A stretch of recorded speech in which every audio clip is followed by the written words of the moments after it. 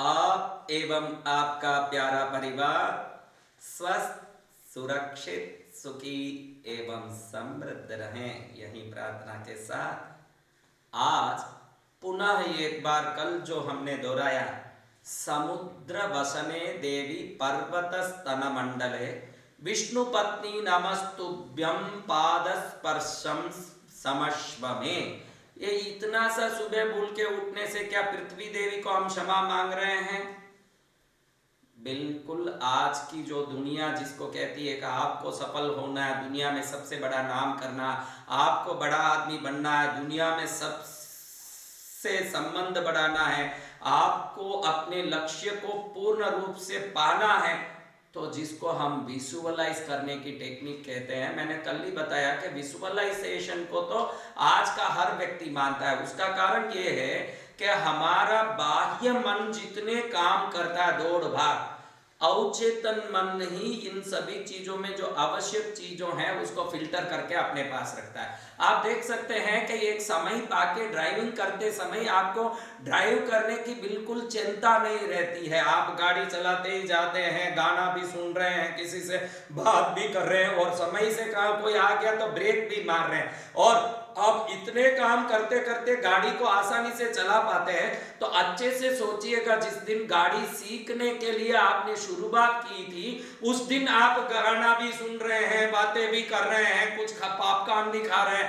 और गाड़ी भी चला रहे हैं, ऐसे कर रहे थे, सामने कोई दही हांडी वाली नहीं आ जाए, ऐसे साइकिल तक को हम लटकाते लटकाते चलते हैं। जब साइकिल चलाना सीखा, वो ये तो अलग बात है कि जो भी चलाना सीखते हैं जरूर एक दही हांडी वाली उनके सामने प्रकट होके ही रहती है, ये एक अलग चैप्टर है, हम उस चैप्टर में नहीं जाते, नहीं तो ये प्रवचन कॉमेडी शो हो जाएगा, इसलिए वो हमको करना नहीं है। लेकिन मैं इतना कहना चाहता हूं आपको कि आप जब कोई चीज की शुरुआत करते हैं तो उसमें सावधान रहते हैं। कभी कभी तो आप देखते हैं कि टीवी देखते देखते पूरा खाना खा लेते हैं, कब खाया क्या हुआ कोई याद तक नहीं रहता। कभी कभी आप कहीं जाते रहते हैं, सामने से एक आदमी आपको जयराम जी की गुड मॉर्निंग कुछ करता जाता है, आपको कई बात आप ऐसे ही ऑफिस पहुंच जाते हैं, आपको फिर याद आता है कि मैं ऑफिस पहुंच भी गया, जब तक कितनी गली आई क्या कुछ पता ही नहीं।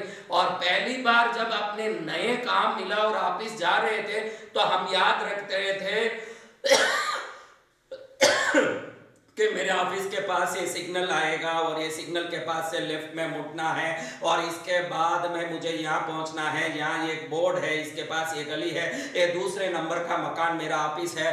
ऐसे माइंड के अंदर कुछ बातों को डालने के लिए बहुत जो मेहनत करते थे, बाद में आप कुछ दिनों के बाद आप देखते हैं कि वो आप बड़े आराम से पहुंच जाते हैं और आप कहते हैं कि अब तो आदत हो गई है। आदत नहीं हुई है, आपने रिपीट कर करके अब उस बात को अवचेतन मन में डाल लिया है, जिसको मनोमय कोश कहता है हमारा भारतीय संस्कृति। भारतीय संस्कृति कहता है कि अगर मनोमय कोश के अंदर कोई चीज पहुंच जाता है तो वो प्राणमय कोश में, यानी आपकी एक्टिविटी में, प्राणमय कोश यानी जहां से ऊर्जा प्रकट होती है, आंखें देखती है, कान सुनता है, नाक सूंघता है, मुंह बोलता है, त्वचा महसूस करती है, हृदय धड़कता है और किडनी काम करती है, पैंक्रियास काम करते हैं, लंग्स काम करते हैं, लीवर काम करता है, नाड़ियां काम करती है, खून बहता है, ब्रेन के सभी पार्ट्स वर्क करते हैं, ये पूरा मनोमय कोश के अंदर है। आप अगर अपने कंट्रोल में ये रखो और नींद लो और नींद में आप भूल गए कि श्वास को चलाना है, तो फिर समझना कि अगले दिन सुबह ये सब के लिए एक संदेश मिलने वाला है। ये तो ईश्वर ने उसको हमारे कंट्रोल में नहीं रखा, खुद के कंट्रोल में रखा है। डाइजेशन, जीर्ण होना, ये सबकॉन्शियस माइंड का काम है। खाना आप खा लो, जीर्ण वो करता है, इसलिए खा के आप सो जाते हैं, आराम से चलता है। समझिए कि कोई महिला मिक्सी चला रही है और मिक्सी चलाते चलाती सो गई तो मिक्सी क्या चलेगा, बटन बंद है तो पड़ा ही रहेगा। लेकिन देखिए भगवान की कृपा, हम हमारी मिक्सी में कोई माल डाल के सो भी जाते हैं तो अंदर से ग्राइंडिंग होता ही रहता है। ईश्वर ने ऐसे सुपर मिक्सी बनाई जिसका कंट्रोल भी खुद ने लिया है। हमारा शरीर का जितना अंग चलता है वो सब सबकॉन्शियस माइंड के कंट्रोल में चलता है। कॉन्शियस माइंड से आप काम करते हैं, ओनली 1% to 10%, 90% to 99%। वो अपने अपने जीनियसता के हिसाब से बदलता। आप बोलोगे कि 1 से 10 क्या है और 9 से 99 क्या है, तो वो अपने अपने जीनियस लेवल से बदलता है। बहुत सारे जीनियस जो होते हैं वो पूरा अपना कंट्रोल सबकॉन्शियस माइंड को दे देते हैं और उसका कोई नाम भी रख देते हैं। थॉमस अल्वा एडिसन को आप पूछते थे कि भाई आप इतना काम कैसे कर लेते हैं, तो थॉमस अल्वा एडिसन खुद कहते थे कि मैं ये मानता हूं कि कोई शक्ति है जो मुझे मार्गदर्शन देती थी है।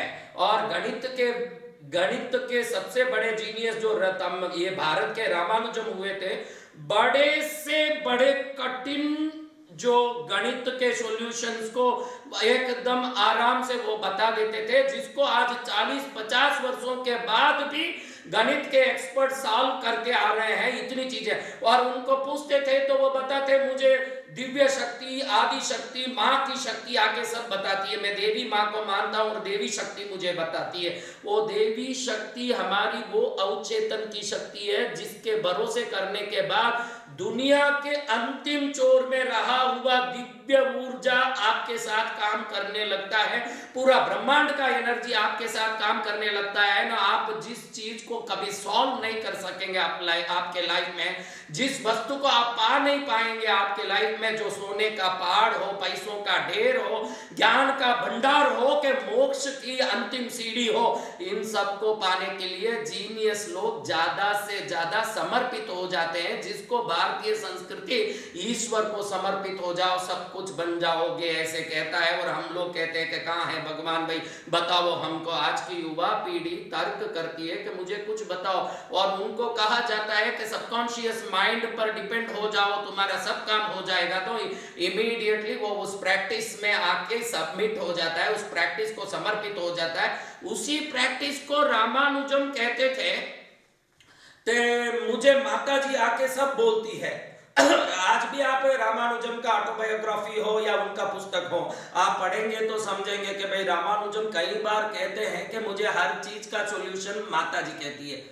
रामानुजम जिस कॉलेज में पढ़ते थे उस कॉलेज के प्रोफेसर को जो भी गणित का सॉल्यूशन नहीं आता था, वो ये नहीं कहते थे अभी कौन सा टीचर होगा जो कहेगा कि मुझे आता नहीं है, तुरंत वो कहते थे रामानुजम तुम आके डाल दो ये गणित का सॉल्यूशन, तुम लिख दो क्योंकि मुझे थकान हो रही है। तुरंत रामानुजम आते थे, जिसको अपने मास्टर साहब ने लिखा था उसको बिल्कुल उल्टा करके एकदम शॉर्ट वे में उसका सॉल्यूशन निकाल के उसका परिणाम दे देते थे रामानुजम, और सब बच्चे ताली बजाते थे। रामानुजम कहते थे ये मेरा काम नहीं, माता जी आके मेरे से लिखवाती है। ये माता जी कौन होती है, ये ईश्वर कौन होता है, ये कौन होता है जो लोगों को अग्नि पर चलने के लिए प्रेरित करता है। आप हवाईयन आइलैंड में देखो, भारत के कई कोनों में देखो, लोग अग्नि पर चलते हैं और नीचे उतर के जाते हैं, उसके बाद देखो तो उनका पैर तक जलता नहीं है, और वो कहते हैं कि भगवान हमारे साथ कुछ नहीं होता है हमको।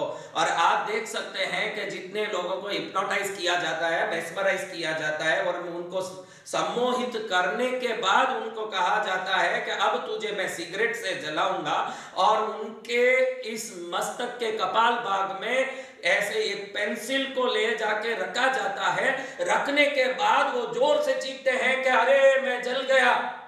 आप आश्चर्य मत करना, ये सत्य है, 100% सत्य है, 100% ट्रूथ है कि उस जगह में चमड़ा जल जाता है। और अब मैं ये पूछना चाहता हूं कि यहां तो सिगरेट नहीं पेंसिल रखा गया था, और पेंसिल से कैसे चमड़ा जल गया महाराज?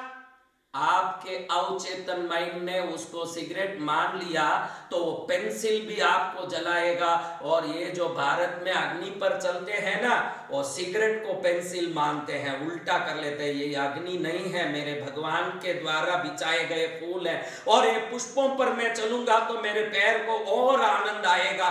ये मन में लेके जब वो चलते हैं तो उनका अवचेतन मन ये विश्वास करता है फूल है, तो अग्नि भी फूल बन जाता है। और आज दुनिया में लोगों को फूल भी अग्नि की तरह गर्म होता जा रहा है, तो मन में आए हुए अनेक प्रकार के अशुभ विचार, नकारात्मकता यही कारण होगा। और भारतीय संस्कृति ने कई प्रकार से सबकॉन्शियस माइंड के एक्टिवेशन को बगैर ये बताए कि हम सबकॉन्शियस माइंड को एक्टिव करते हैं।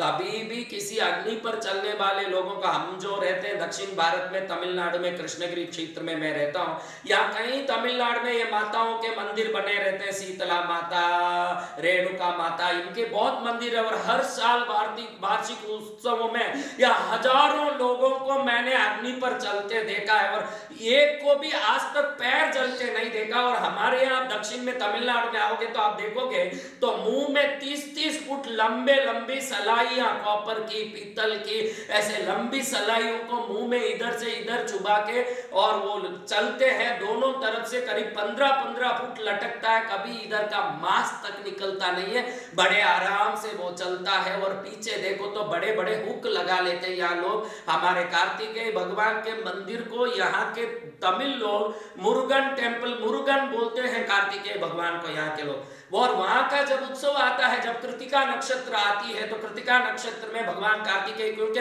कार्तिकेय भगवान को कृतिका देवियों ने पाला पोसा, तो कृतिका नक्षत्र भगवान कार्तिकेय का दिन माना जाता है। तो उस दिन में यहाँ मेरे जो तीर्थ है इधर कृष्णगिरी में, इधर सामने ही बहुत बड़ा कार्तिकेय भगवान का पहाड़ और मंदिर है। तो वह बड़े बड़े हुक लगा के बड़े बड़े रथों को जब वो खींच के ले जाता है, तो यहाँ का चमड़ा कम से कम आधा फुट से 5 फुट तक बाहर निकलता है। इतना बड़ा रथ को 2 हुक लगा के वो चलाता है। देखने वालों को लगता है कि कोई बाप अपने बच्चे को गोद में पकड़ के ले जाए तो जितनी मस्ती से जाता है उतनी मस्ती से वो आराम से जाता है। और हम लोग कभी 5 किलो की सब्जी की थैली हाथ में उठा लेते हैं, और कभी उसमें 2 किलो वजन ज्यादा पड़ जाए तो रात में करीब 2 घंटे तक पत्नी से मुंह बाम मलवाते हैं। और ये व्यक्ति बड़े आराम से इधर हुक लगा करके इतने बड़े रथ को इतनी मस्ती से कैसे खींच रहा है। महाराज कौन से कार्तिकेय भगवान काम कर रहे हैं, बड़े अच्छे से सोचोगे तो आपके अवचेतन मन में कार्तिकेय भगवान है, आपके अवचेतन मन में माता जी है, आपके अवचेतन मन में ईश्वर है, परमात्मा है, कृष्ण है, राम है, महावीर है, बुद्ध है, नानक है, उनके बताए गए पूरे ज्ञान है। और जिसने अवचेतन मन से मान लिया कि मैं बलवान हूं, मुझसे कुछ भी हो सकता है, उस बलवंत व्यक्ति से सब कुछ हो सकता है। इसको भारतीय धर्म ने बिन बोले ही किया, और पाश्चात्य धर्म इसको अच्छे से विभाजित करके समझाता है। तो हमको लगता है कि अच्छा कॉन्शियस माइंड होता है, अच्छा सबकॉन्शियस माइंड होता है, अच्छा अनकॉन्शियस माइंड होता है, अच्छा बहुत बड़ा, अभी तो हमको समझ आ गया। समझिएगा मत, सफलता को समझ से नहीं पाना है, सफलता को विश्वास से पाना है। जो समझ के सफलता को पाता है वो सफलता भी समझ की सफलता है, और जो विश्वास की सफलता है कि मैंने विश्वास किया, मेरे जो पद्धतियां हैं, मेरी जो प्राचीन संस्कृति है, मेरी जो जीवन शैली है, इस पर जिसने विश्वास किया और विश्वास के मार्ग पर जब सफल होगे तो श्रम कम होगा न सफलता बड़ी होगी। और समझ के सफल होना चाहोगे तो श्रम बड़ा होगा, सफलता छोटी होगी। और हमारे पूर्वज नहीं चाहते थे कि श्रम बड़ा हो सफलता छोटा हो। हमारे पूर्वज सदा चाहते थे कि मेरे बच्चे श्रम किए बगैर ही सफल हो जाए। मारा तिलक मत निकाल बेटा, ये तिलक नहीं है, तेरी आज्ञा चक्र को जगाने की वो शक्ति है। तू अगर केसर जैसी गर्म वस्तु से तिलक करेगा तो जो तिब्बत के बुद्ध भिक्षुओं अपने इस तीसरे नेत्र को जगाने के लिए अग्नि को लगा लगा के, वहां अग्नि की सलाई को लगा लगा के, आपको बता दूं कि तिब्बत में बुद्ध भिक्षुओं की एक प्रक्रिया है, कापर की सलाइयों का अग्नि में गर्म करते हैं, फिर यहाँ लगाते हैं तीसरे नेत्र को गर्म करने। और हमारे भारतीय संस्कृति बड़ी सरलता से कहती है कि सफलता हमसे हमारे बच्चों को बगैर ज्यादा मेहनत, बगैर कोई श्रम होनी चाहिए। रोज केसर की टिक्की या तिलक के रूप में लगाएगा, तेरी अंतर की ऊर्जा में जागृति होगी, और जिसकी अंतर जागृत हो गई है उसका बाह्य जगत गुलाम हो जाएगा, उसके चरण में सभी दुनिया नतमस्तक हो जाएगी। ऐसी संस्कृति को हमने पाया। मैं तो धन्य हूं महाराज कि मैं भारत में जन्म लिया, मुझे तो संत का चोला भी मिल गया, मैं आपके सामने बैठा हूं और मैं भारत के धर्म और संस्कृति के धरोहर को समझता हूं। और जिसको विजुअलाइजेशन कहते हैं उसको हम पहले ही समझ गए सकते हैं महाराज। मैंने कहा कि अवचेतन की शक्ति में विजुअलाइजेशन की शक्ति सब भी बड़ी है। मैंने आपको पहले ही बताया कि रामानुजम कहते थे कि मुझे गणित का हर सॉल्यूशन माता जी आके देती थी और आपको बता दूं कि अमेरिका में जब रामानुजम हॉस्पिटल में अंतिम क्षणों में बीमार थे, उस समय में उनको अमेरिका ले जाने वाले हार्वर्ड नाम के व्यक्ति ने उनको जो जिस टैक्सी में वो आए उस टैक्सी का नंबर बता रहे थे। ध्यान रखिएगा, सम व्यक्ति मिलेंगे तो सम क्षेत्र की बात करेंगे, चोर चोर मिलेंगे तो करे चोरी की बात, और संत संत मिले तो मरे करे मोर मुकुटिया कृष्ण की बात। अब व्यक्ति जैसे मिलेगा वैसी बात करेंगे। तो रामानुज थे गणित के बड़े एक्सपर्ट, और ये हार्डी नाम के, हार्वर्ड जिनको हार्वर्ड भी कहा जाता है, हार्डी भी कहा जाता है, वो व्यक्ति रामानुजम को अमेरिका ले जाने में बहुत महत्वपूर्ण भाग निभाए। वो भी वहीं के थे। वो जैसे ही वहां पहुंचे उन्होंने कहा कि मैं जिस टैक्सी में आया उसका नंबर ये है, और मेरे को ये टैक्सी का नंबर बड़ा अजूब लगा, अच्छा नहीं लगा, एकदम मन को अच्छा नहीं लगा। तो एक सेकंड में रामानुजम ने कहा कि this is the smallest number expressible in two cubes in two different ways। एक क्षण में कह दिया उन्होंने कि ये this is the smallest number expressible in two different cubes in two different ways। उस बात को हार्डी ने अपने नोट में नोट कर लिया, और करीब 15 साल तक इसमें शोध हुआ। इतना बड़ा शोध हुआ कि आप समझो कि लाखों पुस्तक जमा दे लाइब्रेरी में, इतना इनके इस जवाब पर शोध हुआ, किसी ने पकड़ नहीं पाया। आज जाके इस 2020 में यह साबित हुआ कि उस टैक्सी नंबर के बारे में रामानुजम ने जो कहा वो बिल्कुल सत्य है। यह साबित करने के लिए 50 साल कंप्यूटर को लगा, और उसको कहने के लिए रामानुजम को 5 सेकंड नहीं लगा। ये विज्ञानमय कोश की महिमा है, जो भारतीय धर्म कहती है कि इस दुनिया के सभी अनसुलझे रहस्यों को यह दिमाग सुलझा सकता है। इस दुनिया के जितने अनपकड़े बातों को यह दिमाग पकड़ सकता है। इस दुनिया के जितने अनपाए चीजों को यह दिमाग पा सकता है, अगर इसका सही उपयोग हो जाए। और जब ये सही उपयोग हो जाएगा महाराज, तो हर व्यक्ति होगा राजा नल कुबेर की तरह, हर व्यक्ति होगा कुबेर की तरह संपन्न, हर व्यक्ति होगा बृहस्पति की तरह ज्ञानी, हर व्यक्ति होगा शुक्राचार्य की तरह कला संपन्न और भोग संपन्न, हर व्यक्ति होगा सूर्य की तरह तेजस्वी, और हर व्यक्ति होगा जीवन की सर्वोत्तम लक्ष्यों को प्राप्त सर्वोत्तम महापुरुष। अब ये कैसे संभव होगा महाराज कि हम कुछ काम को सर्वोत्तम करें? इसी के बारे में जब हम बात करते हैं तो जिसको अवचेतन मन कहा जाता है उसके बारे में, क्योंकि मैं ये नहीं चाहता कि मैं एक भारतीय संत हो करके पाश्चात्य बातों को आपके अंदर ठूसूं। अगर ऐसे मैं करता हूं तो समझ लेना मैं समर्थन बाहर के लोगों का दे रहा हूं। मेरे इस धरती ने उनके पहले ही बहुत कुछ दे दिया है, और बहुत कुछ ऐसी बातें बता दी है जिस बातों को आप अगर पालन कर लेंगे तो आपके जीवन में कभी कोई कमी आने वाली ही नहीं है, गारंटी दे सकता हूं। तो वो अवचेतन मन क्या है, उसका एक्टिवेशन कैसे होता है, और ये किस प्रकार से होगा कि हम कुछ करें। अच्छा महाराज, आप भारतीय संस्कृति की इतनी बात करते हैं तो बीच बीच में इंग्लिश क्यों ठोक रहे हैं महाराज? बच्चे को सुलाना पड़ता है, तो अगर वो संस्कृति का प्रोफेसर भी हो, संस्कृत का प्रोफेसर भी हो, बहुत बड़ा आदमी हो, किम न निद्रम आवयामी, किम न निद्रम आवयामी नहीं कर सकता। वो बच्चे को लल्ला लल्ला लोरी दूध की कटोरी यही सुना सकता है। संस्कृत का प्रोफेसर क्यों ना हो, बच्चे को तो लोरी सुना के ही उसको सुला सकता है। तो हम इस संस्कार को आज की युवा पीढ़ी को उनकी भाषा में देना चाहते हैं। देंगे हमारी संस्कृति, लेकिन लोरी सुना के इन बच्चों को सुलाएंगे, क्योंकि नींद मीठी मेरे बच्चों को आए, यानी ज्ञान बड़ा प्रेम से उनको प्राप्त हो, और प्राप्त ज्ञान से आज की युवा पीढ़ी जागृत हो जाए। सुबह उठते ही समुद्र बसने देवी बोलने से लेकर रात सोते समय ईश्वर की प्रार्थना तक हमारी भारतीय संस्कृति का कदम कदम पर अनुसरण हो, कदम कदम पर भारतीय संस्कार का आदर हो, और कदम कदम पर भारत माता की जयकार हो। ये मैं चाहता हूं कि मेरे प्रवचन इस प्रकार की जागृति लाएं कि हम रुद्राक्ष क्यों पहनते हैं। क्या होगा भाई, दूध, मैंने पहले ही बोला कि गाय के दूध में सोने की मात्रा है अल्प मात्रा में, और ये सोने की मात्रा होने से इससे जो मेटालिक एनर्जी है ये कई फुट दूर तक फैलती है, जिसको फैलाने के लिए हमको कोई रगड़ पट्टी नहीं करना पड़ता है। शिवलिंग पर जो दूध पड़ता है तो जो मेटालिक एनर्जी बाहर निकलती है कई लंबे दूरी तक पहुंचती है और उस बीच में खड़े हुए लोगों पर यह असर करती है। अब लोगों को लगे ऐसी कोई ऊर्जा होती है क्या महाराज? डॉक्टर कहता है, आपको बता दूं, डॉक्टर कहता है कि अमावस निकल जाए तो पेशेंट बच सकता है।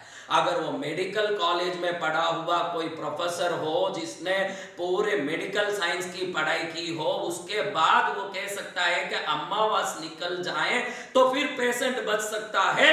तो वो अमावस तो आकाश से होता है, सूर्य चंद्र आकाश में हो और धरती में किसी के जीवन को ये निर्धारित करता है तो ऊर्जा कहां से कहां तक पहुंच सकता है और किस प्रकार इस जीवन में खेल सकता है, इसको मेडिकल साइंस का डॉक्टर ने भी मान लिया है। तो महाराज फिर आपको, मुझे, संसार को तो पूरे रूप से, अच्छे से, विश्वास से, समर्पण से, पूर्ण रूप से, तरीके से मानना ही पड़ेगा। अगर नहीं मानोगे तो नुकसान धर्म का नहीं है, नुकसान हमारे धर्म सिखाने वाले पूर्व महर्षि ऋषि मुनियों का नहीं है। आज डिप्रेशन की गोली लेने वाले और जीवन में असफल होकर के टेंशन में आने वाले, स्ट्रेस में आने वाले उन पीढ़ी की है जो इन सबको विश्वास करने से नकारते हैं।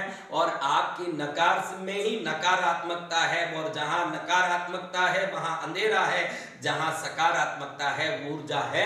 और अब हम अच्छे से समझेंगे कि ऊर्जा प्राप्ति का क्या रहस्य है जिससे हम सफल होते हैं। और विजुअलाइजेशन को, जिसका आज पूरे दुनिया में प्रचलन चल रहा, विजुअलाइज करो, जो भी चाहे पालोगे, विजुअलाइज करो, क्या भी होगा वो मिल जाएगा। ये जो बातें हो रही है इसको हमारा भारतीय धर्म क्या कहता है, हम अच्छे से इस बात को समझेंगे और इसको समझने के बाद हमारा जीवन का बड़ा कल्याण होगा और मंगल होगा। यही मंगल कामना के साथ आप एवं आपका प्यारा परिवार सफल, संतुष्ट और श्रेष्ठ बने, यही मंगल कामना।